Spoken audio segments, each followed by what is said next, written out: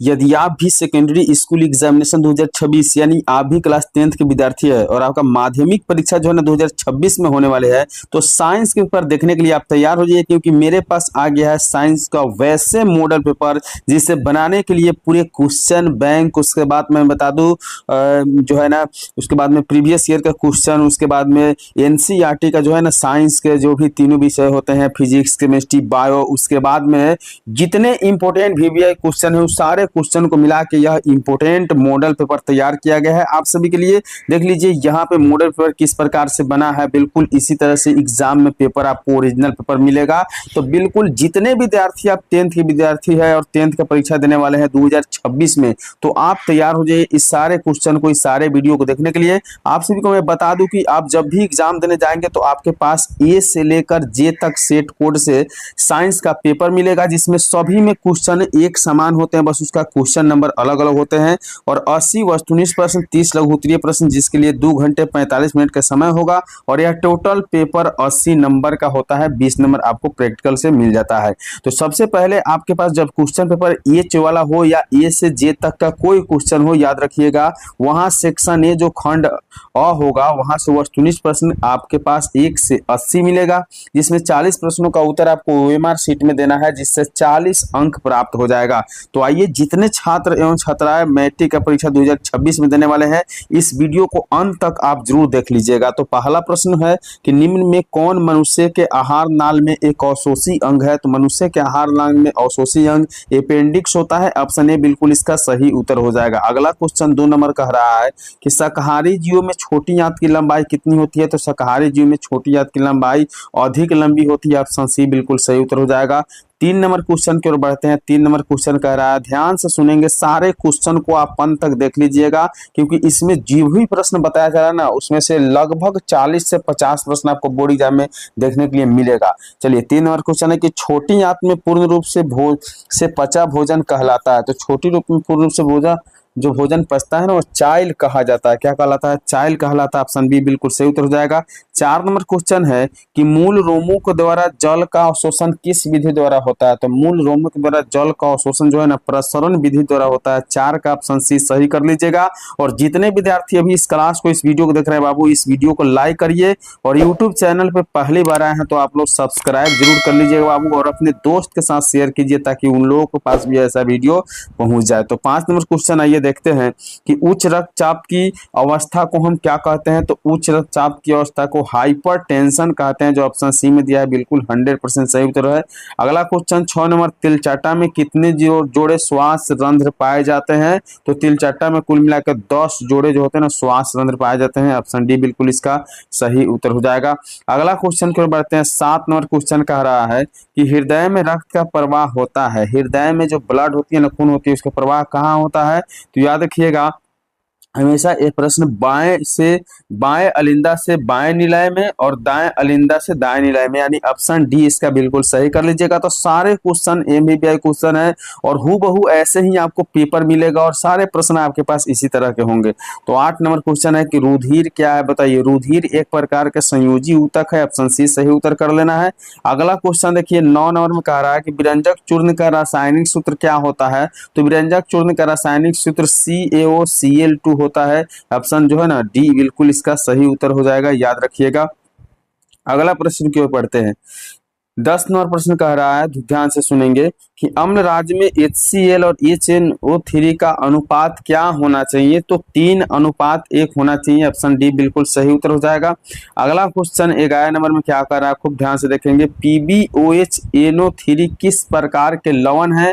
तो याद रखिएगा एक क्षारीय लवण है, इसका जो है ना pH मान 7 से अधिक होता है, ठीक है ना। अगला क्वेश्चन 12 नंबर देखिए कह रहा है, अमोनिया के एक अणु में नाइट्रोजन एवं हाइड्रोजन के परमाणु का अनुपात कितना होता है?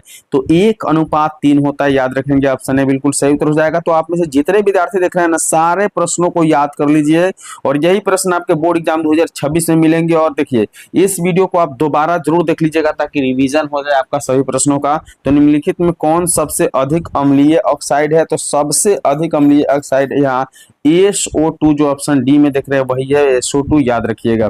अगला क्वेश्चन 14 नंबर है कि निम्नलिखित संकेतों द्वारा व्यक्त किए तत्वों में कौन धातु है, बताइए। धातु इसमें चुनना है, तो धातु जो है ना यहाँ 24 बार सी है, यही आपका धातु ऑप्शन दे रहा है, सी बिल्कुल सही उत्तर हो जाएगा। अगला क्वेश्चन है ये 15 नंबर में कह रहा है कि पारा और एक अन्य धातु के मिश्र धातु को हम क्या कहते हैं, तो पारा और अन्य धातु के मिश्र धातु को अमलगम कहते हैं, ऑप्शन डी बिल्कुल सही उत्तर हो जाएगा।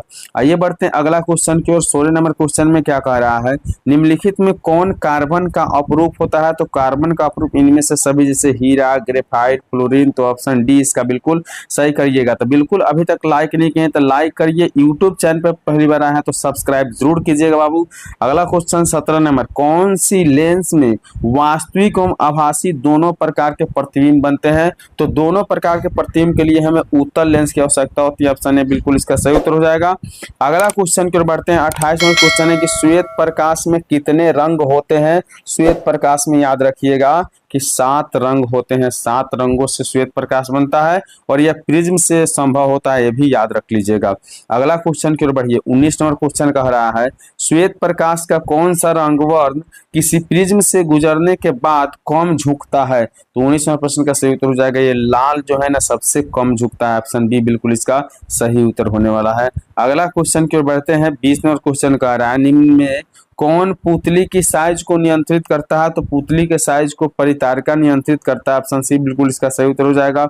अगला क्वेश्चन 21 नंबर में देखिए कह रहा है कि निकट दृष्टि दोष किस लेंस का प्रयोग होता है, निकट दृष्टि दोष में किस लेंस का प्रयोग होता है, तो अवतल लेंस का प्रयोग होता है, ऑप्शन सी बिल्कुल इसका सही उत्तर होने वाला है।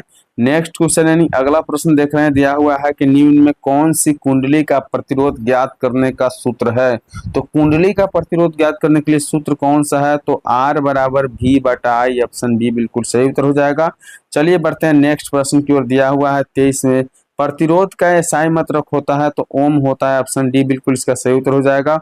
अगला क्वेश्चन की ओर बढ़ेंगे। 24 नंबर क्वेश्चन में क्या कह रहा है कि निम्न में से कौन विद्युत ऊर्जा का व्यापक मात्रक है, तो विद्युत ऊर्जा का व्यापक मात्रक यूनिट होता है, ऑप्शन बी बिल्कुल इसका सही कर लीजिएगा।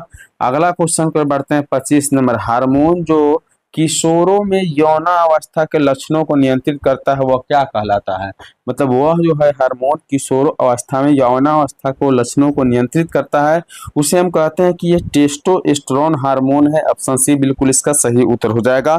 तो जितने विद्यार्थी इस क्लास को देख रहे हैं आप लोगों से बस एक ही रिक्वेस्ट है कि अंत तक देखेंगे, वीडियो को लाइक करेंगे, यूट्यूब चैनल को सब्सक्राइब जरूर करिएगा। 26वां क्वेश्चन है सुरक्षित गर्भपात भ्रूण की किस अवस्था में होती है, तो सुरक्षित गर्भपात याद रख लीजिएगा कि यह ब्लास्टूला में होती है, ऑप्शन ए बिल्कुल इसका सही उत्तर होने वाला है। अगला क्वेश्चन है ये 27 नंबर क्वेश्चन में कह रहा है निम्न में कृत्रिम परिस्थितिक तंत्र कौन सा है, तो कृत्रिम परिस्थितिक तंत्र इनमें से सभी, जैसे आपके पास पार्क है, फुलवारी है, जल जीवशाला है, ऑप्शन डी बिल्कुल इसका सही कर लीजिएगा।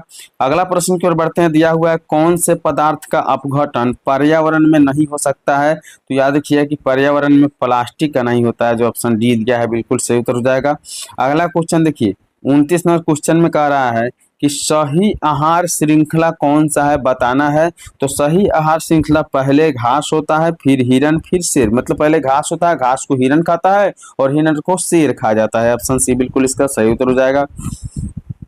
अगला क्वेश्चन 30 नंबर, जो पदार्थ जैविक प्रक्रम द्वारा अपघटित हो जाते हैं वह क्या कहलाते हैं, तो जैविक प्रक्रम द्वारा अपघटित होने वाला जैव निम्नकरणीय योग्य पदार्थ कहलाते हैं, ऑप्शन सी जैव निम्नकरणीय करण योग्य द्वारा होता है, ऑप्शन सी सही कर लीजिएगा। अगला क्वेश्चन 31 नंबर में क्या कह रहा है, ध्यान सुनेंगे। कचरे का प्रबंधन निम्नलिखित में किसके द्वारा होता है, तो कचरे का प्रबंधन याद रखिएगा इनमें सभी, जैसे शहर से बाहर जला देना, गड्ढों को भरने में उपयोग करना या कुछ कचरे का पुनः चक्रण कर लेना, ये इनमें से सभी जो है ना ऑप्शन डी बिल्कुल सही उत्तर हो जाएगा। अगला क्वेश्चन है ये 32 नंबर में क्या करा, खूब ध्यान से सुनेंगे। सूर्य की पराबैंगनी किरण से मनुष्य में कौन सी बीमारी हो सकती है, तो पराबैंगनी किरण से मनुष्य में याद रखिएगा कि त्वचा कैंसर होने का ज्यादा संभावना रहता है, ऑप्शन डी बिल्कुल इसका सही उत्तर हो जाएगा।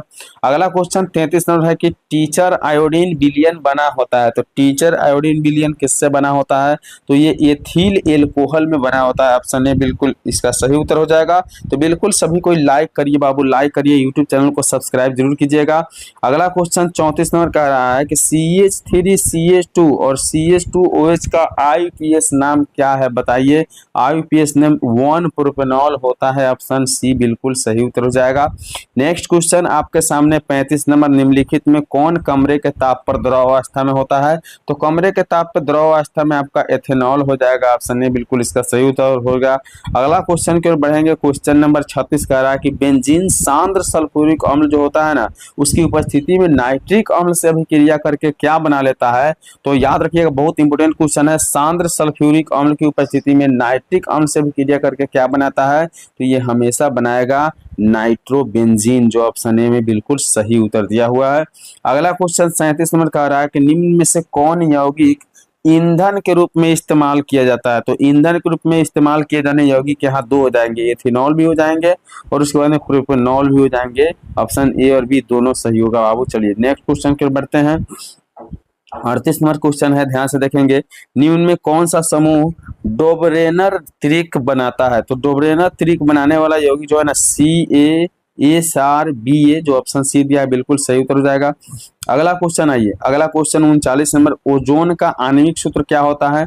ओजोन का आणविक सूत्र O3 होता है, सभी को पता होगा, ऑप्शन डी बिल्कुल सही उत्तर हो जाएगा। चलिए बढ़ते हैं नेक्स्ट क्वेश्चन की ओर। यहाँ से 40 नंबर क्वेश्चन है कि ऑक्सीजन गैस के एक अणु में दो परमाणुओं के बीच कितने अबंध पाए जाते हैं। तो एक अणु में दो परमाणुओं के बीच याद रखिएगा कि ये दो अबंध पाए जाते हैं, ऑप्शन बी बिल्कुल सही उत्तर हो जाएगा। तो 1 से 40 क्वेश्चन आप देख चुके हैं और 40 क्वेश्चन में आप सभी को करवा देता हूँ ताकि टोटल कंप्लीट हो जाए आप सभी के लिए। 41 नंबर क्वेश्चन, निम्न में कौन सा जीवाश्म ईंधन में ऊर्जा का प्राथमिक स्रोत है। तो जीवाश्म ईंधन में सूर्य होता है, ऑप्शन सी बिल्कुल इसका सही उत्तर हो जाएगा। 42 नंबर क्वेश्चन है, निम्न में किस रूप में महासागरों में ऊर्जा उपलब्ध है। तो महासागरों में ऊर्जा उपलब्ध है आपको इनमें से सभी, जैसे ज्वारीय ऊर्जा, सार्गीय तापीय ऊर्जा या तरंग ऊर्जा। तो ऑप्शन डी बिल्कुल इसका सही करिएगा। अगला क्वेश्चन 43 नंबर है कि तारापुर नाभिकीय विद्युत संयंत्र किस राज्य में स्थित है। तो यह महाराष्ट्र में है, ऑप्शन सी बिल्कुल इसका सही उत्तर हो जाएगा। अगला क्वेश्चन 44 नंबर है कि किसी अभिक्रिया में भाग लेने वाले पदार्थ को हम क्या कहते हैं। तो किसी भी अभिक्रिया में भाग लेने वाले पदार्थ को हम अभिकारक कहते हैं, ऑप्शन बी बिल्कुल इसका सही उत्तर हो जाएगा। अगला क्वेश्चन देखिए 45 नंबर कह रहा है कि वह अभिक्रिया जिसमें उत्पाद के बनने के साथ साथ उष्मा भी उत्पन्न हो जाती है वह क्या कहलाती है। तो 45वें प्रश्न का सही उत्तर वो उष्मा क्षेपी अभिक्रिया कहलाएंगे, ऑप्शन डी बिल्कुल सही करिएगा। 46वां क्वेश्चन है, उपचयन वह अभिक्रिया है जिसमें क्या होता है। तो जिसमें हाइड्रोजन का वियोग होता है, इलेक्ट्रॉन का भी हानि होता है, ऑक्सीजन का संलयन होता है यानी संकलन होता है। तो ऑप्शन डी इसका सही कर लीजिएगा 46 का। अगला क्वेश्चन आइए 47 नंबर, निम्नलिखित में संश्लेषित सूचक कौन है। तो संश्लेषित सूचक मेथिल ऑरेंज होगा, ऑप्शन सी सही उत्तर हो जाएगा। तो आप लोग अभी तक लाइक नहीं किए तो लाइक करिए बाबू, यूट्यूब चैनल को सब्सक्राइब करके दोस्तों के साथ शेयर जरूर कीजिएगा और वीडियो को अंत तक, क्लास को अंत तक जरूर आप देखिएगा। 48 नंबर क्वेश्चन है कि कौन सा पदार्थ जलीय विलयन में लाल लिटमस पत्र को नीला करता है। तो लाल लिटमस पत्र नीला क्षार ही कर सकता है, ऑप्शन ए इसका बिल्कुल सही उत्तर हो जाएगा। और कभी भी किसी भी क्लास को, किसी वीडियो को 2 बार जरूर देखिएगा ताकि अच्छा तरीका से याद हो जाए। तो कौन सा रक्त समूह जो है ना यूनिवर्सल डोनर के रूप में जाना जाता है। तो यूनिवर्सल डोनर में जो होता है ना ग्रुप ओ, यानी ओ वाले जो होता है ना, ओ वाले जितने भी लोगों में ओ ब्लड ग्रुप होते हैं ना, वो आपका यूनिवर्सल डोनर के रूप में माने जाते हैं, ऑप्शन सी सही उत्तर हो जाएगा। 50 नंबर क्वेश्चन है कि डायलिसिस मशीन द्वारा रक्त का शुद्धिकरण की प्रक्रिया कहलाती है। तो डायलिसिस मशीन के द्वारा हीमोडायलिसिस कहलाएगा, ऑप्शन बी बिल्कुल इसका सही उत्तर हो जाएगा। अगला क्वेश्चन आइए 51 नंबर क्वेश्चन कह रहा है कि प्रोटोजोआ उत्सर्जी पदार्थों का निष्कासन कैसे करता है। तो प्रोटोजोआ उत्सर्जी पदार्थों का निष्कासन कैसे करता है। तो विसरण द्वारा करता है, ऑप्शन डी इसका बिल्कुल सही कर लीजिएगा। अगला क्वेश्चन है ये 52 नंबर क्वेश्चन है कि बबूल के पौधे में मुख्यतः कौन से उत्सर्जी पदार्थ निकलता है। तो बबूल के पौधे में याद रखिएगा कि गोंद निकलता है, ऑप्शन डी इसका सही उत्तर हो जाएगा। नेक्स्ट क्वेश्चन की ओर बढ़ते हैं। मस्तिष्क का सबसे बड़ा भाग क्या होता है। तो मस्तिष्क का सबसे बड़ा भाग सेरिब्रम होता है, ऑप्शन बी बिल्कुल इसका सही उत्तर हो जाएगा। सभी कोई लाइक करिए, यूट्यूब चैनल को सब्सक्राइब करिए बाबू। चलिए 54 नंबर क्वेश्चन, टेस्टोस्टेरोन स्रावित होता है। तो टेस्टोस्टेरोन वृषण से स्रावित होता है, ऑप्शन बी बिल्कुल इसका सही उत्तर हो जाएगा। वृषण से स्रावित होता है। अगला क्वेश्चन 55 नंबर कह रहा है कि वह हार्मोन जो पौधे में कोशिका विभाजन को रोकता है वह क्या कहलाता है। तो पौधे में कोशिका विभाजन को रोकने वाला को हम क्या कहते हैं, तो हमेशा एब्सिसिक एसिड कहते हैं। ऑप्शन डी बिल्कुल इसका सही उत्तर हो जाएगा। अगला क्वेश्चन को बैठते हैं 56 नंबर क्वेश्चन, पुष्प का नर जननांग क्या कहलाता है। तो पुष्प का नर जननांग पुंकेसर कहलाता है। ऑप्शन सी बिल्कुल इसका सही उत्तर हो जाएगा। नेक्स्ट क्वेश्चन आपके सामने 57 नंबर है कि वर्ग 13 से 18 तक वाले तत्वों को हम क्या कहते हैं। तो इन तत्वों को हम पी ब्लॉक के तत्व कहते हैं। ऑप्शन बी बिल्कुल इसका सही उत्तर हो जाएगा। तो सभी प्रश्न सभी वीडियो इंपोर्टेंट होता है इस यूट्यूब चैनल के द्वारा, तो आप लोग सारे वीडियो को जाकर देख लीजिएगा। 58 नंबर क्वेश्चन आपसे कह रहा है कि निम्नलिखित में किस तत्व में संयोजी इलेक्ट्रॉनों की संख्या सबसे अधिक होता है। तो संयोजी इलेक्ट्रॉन की संख्या सबसे अधिक पी वाले तत्व में होते हैं, यानी फास्फोरस में होते हैं। याद रखिएगा ऑप्शन बी बिल्कुल इसका सही उत्तर हो जाएगा। अगला क्वेश्चन 59 नंबर क्वेश्चन क्या कह रहा है कि निम्न में कौन सा ऊर्जा का प्रदूषण मुक्त स्रोत है। तो ऊर्जा प्रदूषण का मुक्त स्रोत याद रखिएगा हमेशा कि यह आपका हो जाएगा इनमें से सभी, जैसे सौर ऊर्जा, पवन ऊर्जा, जल वैद्युत ऊर्जा। ऑप्शन डी इसका बिल्कुल सही कर लीजिएगा। अगला क्वेश्चन के ओर बढ़िए। 60 नंबर क्वेश्चन कह रहा है ओजोन परत के अवक्षय के लिए निम्नलिखित में कौन उत्तरदायी होता है। तो ओजोन परत के अवक्षय के लिए उत्तरदायी पूछा जा रहा है। तो याद रखिए कि क्लोरोफ्लोरोकार्बन जो होता है ना, ऑप्शन डी क्लोरोफ्लोरोकार्बन, यही याद रखेंगे। डी इसका 60 का डी सही उत्तर हो जाएगा। 61 नंबर क्वेश्चन है कि आहार और पानी किस राज्य की जल संचयन की व्यवस्था है। तो आहार और पानी जो है ना किस राज्य के जल संचयन की व्यवस्था है। तो 61 नंबर प्रश्न का सही उत्तर हो जाएगा बिहार, यानी ऑप्शन ए बिल्कुल इसका सही उत्तर हो जाएगा। अगला क्वेश्चन की ओर बढ़ते हैं। क्वेश्चन नंबर 62 क्या कह रहा है कि निम्नलिखित में कौन प्राकृतिक संसाधन है। तो प्राकृतिक संसाधन याद रखिएगा इनमें से सभी, जैसे मृदा, वायु, उसके बाद में जल होगा।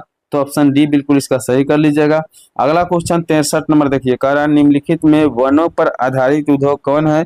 तो वनों पर आधारित उद्योग याद रखिएगा इनमें से सभी, जैसे उद्योग लाख उद्योग, लकड़ी उद्योग या कागज उद्योग। तो ऑप्शन डी बिल्कुल इसका सही उत्तर हो जाएगा। अगला क्वेश्चन की ओर बढ़ते हैं। 64 नंबर क्वेश्चन क्या कह रहा है, हमें किससे उचित मात्रा में आयोडीन प्राप्त हो सकती है। तो उचित मात्रा में आयोडीन नमक से प्राप्त होती है। ऑप्शन बी बिल्कुल इसका सही उत्तर हो जाएगा। तो अभी तक लाइक नहीं किए तो लाइक करिए बाबू। यूट्यूब चैनल को तो आप सब्सक्राइब 100% कर लीजिएगा और दोस्तों के पास शेयर करके आप इस तरह के वीडियो को लगातार देखिए सुबह 6 बजे और शाम 6 बजे। तो 65 नंबर क्वेश्चन है कि विद्युत विभव कौन सी राशि है। तो विद्युत विभव याद रखिएगा अदिश राशि है। ऑप्शन ए बिल्कुल इसका सही उत्तर हो जाएगा। अगला क्वेश्चन 66 नंबर, विद्युत मोटर की क्रिया आधारित है। तो विद्युत मोटर की क्रिया आधारित होती है, याद रखिएगा ए और बी दोनों, जैसे विद्युत धारा के चुंबकीय प्रभाव पर और आर्मेचर के घूर्णन पर। तो ऑप्शन सी बिल्कुल इसका सही उत्तर होना चाहिए। अगला क्वेश्चन देखिए 67 नंबर क्वेश्चन क्या कह रहा है, लिखा हुआ है कि निम्नलिखित में से किससे प्रेरित धारा को दिशा प्राप्त होती है। तो प्रेरित धारा को दिशा प्राप्त होती है, याद रखिएगा लेंज के नियम से। ऑप्शन ए बिल्कुल इसका सही उत्तर हो जाएगा, लेंज के नियम से। अगला क्वेश्चन की ओर बढ़ते हैं। क्वेश्चन कह रहा है कि भारत में उत्पादित प्रत्यावर्ती विद्युत धारा की आवृत्ति कितनी होती है। तो भारत में उत्पादित होने वाली आवृत्ति होती है 50 हर्ट्ज। ऑप्शन डी बिल्कुल इसका सही उत्तर हो जाएगा।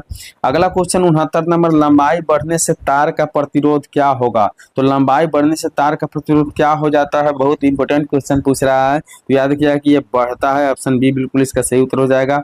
अगला क्वेश्चन 70 नंबर है कि 20 डिग्री सेल्सियस पर सिल्वर की विद्युत प्रतिरोधकता क्या होगा। तो 20 डिग्री सेल्सियस पर सिल्वर की विद्युत प्रतिरोधकता 1.6 गुने 10 के पावर 8 ओम मीटर होना चाहिए। ऑप्शन बी, यानी 1.60 गुने 10 के पावर -8 ओम मीटर होगा। ऑप्शन बी सही उत्तर हो जाएगा। अगला क्वेश्चन 71 नंबर में क्या कर रहा है, ध्यान से सुनेंगे। जीवाश्म ईंधन को जलाने से कौन गैस मुक्त नहीं होती है, यानी जीवाश्म ईंधन के जलने पर कौन सी गैस मुक्त नहीं होती है, सॉरी। तो अगला क्वेश्चन के उत्तर हो जाएगा ऑक्सीजन गैस मुक्त नहीं होती है। ऑप्शन ए बिल्कुल इसका सही उत्तर हो जाएगा। तो आइए इसी के साथ हम लोग 71 प्रश्न देख लिए हैं, आगे बढ़ते हैं। आप लोग पूरे वीडियो को अंत तक देखिएगा, क्लास को अंत तक देखिएगा। 72 नंबर प्रश्न है कि निम्न में कौन बायोगैस का मुख्य अवयव है। तो बायोगैस का मुख्य अवयव याद रखिएगा 72वें प्रश्न का सही उत्तर हो जाएगा CH4। ऑप्शन डी इसका बिल्कुल सही CH4 हो जाएगा। अगला क्वेश्चन 73 नंबर, तेल लगा कागज कैसा होता है। तो तेल लगा कागज प्रभासी होता है। ऑप्शन सी बिल्कुल इसका सही उत्तर हो जाएगा। अगला क्वेश्चन 74 नंबर है कि सूर्य से आने वाला प्रकाश पुंज निम्न में से कौन से है। तो सूर्य से आने वाला प्रकाश पुंज जो होते हैं ना, वह समांतर किरण पुंज होते हैं। ऑप्शन बी बिल्कुल इसका सही उत्तर हो जाएगा। अगला क्वेश्चन की ओर बढ़ते हैं। क्वेश्चन नंबर 75 कह रहा है निम्नलिखित में से कौन उत्तल दर्पण से बना काल्पनिक प्रतिबिंब है। तो उत्तल दर्पण से बना काल्पनिक प्रतिबिंब सीधा एवं छोटा होता है। तो ऑप्शन बी बिल्कुल इसका सही उत्तर हो जाएगा। अगला क्वेश्चन की ओर बढ़िए। क्वेश्चन क्या कर रहा है, खूब ध्यान से सुनेंगे कि निम्न में से दर्पण सूत्र कौन है, बताइए। दर्पण सूत्र ऑप्शन डी वाला है, 1/v 1/v प्लस 1/u बराबर 1/f होता है, ठीक है ना। तो ऑप्शन डी बिल्कुल इसका सही उत्तर हो जाएगा। अगला क्वेश्चन 77 नंबर है कि आभासी प्रतिबिंब कैसा होता है। आभासी प्रतिबिंब हमेशा सीधा होता है, यानी काल्पनिक प्रतिबिंब हमेशा सीधा बनता है। ऑप्शन बी बिल्कुल इसका सही उत्तर हो जाएगा। अगला क्वेश्चन 78 नंबर है, निम्न में किस दर्पण की फोकस दूरी धनात्मक होती है। तो फोकस दूरी धनात्मक आपका उत्तल का हो जाएगा। ऑप्शन ए बिल्कुल इसका सही उत्तर हो जाएगा। अगला क्वेश्चन देखिए 79 नंबर है, ध्यान से देखेंगे, निम्न में से कौन उत्तल दर्पण की फोकस दूरी है जिसकी वक्रता त्रिज्या 32 cm होना चाहिए। तो उत्तल दर्पण की फोकस दूरी क्या होती है, धनात्मक होती है। अभी हम लोग पढ़े हैं 79 नंबर का सही उत्तर हो जाएगा ऑप्शन डी, यानी 16 वाला हो जाएगा। ऑप्शन डी बिल्कुल सही उत्तर हो जाएगा। अगला क्वेश्चन 80 नंबर का रहा है कि निम्न में से आवर्धक शीशा कौन है। आवर्धक शीशा कौन है, तो 80वां प्रश्न का सही उत्तर हो जाएगा उत्तल लेंस वाला होता है। तो आप सभी के बीच 1 से 80 प्रश्न बता दिए जो बिल्कुल मॉडल पेपर का 100% वायरल ऑब्जेक्टिव पेपर है। तो यहाँ तक आप इस क्लास को देखें, इसके लिए बहुत बहुत धन्यवाद। तो इस तरह का लगातार वीडियो देखने के लिए आप इस यूट्यूब चैनल को जरूर सब्सक्राइब करिएगा। मिलेंगे एक और नए वीडियो में, तब तक के लिए बाय।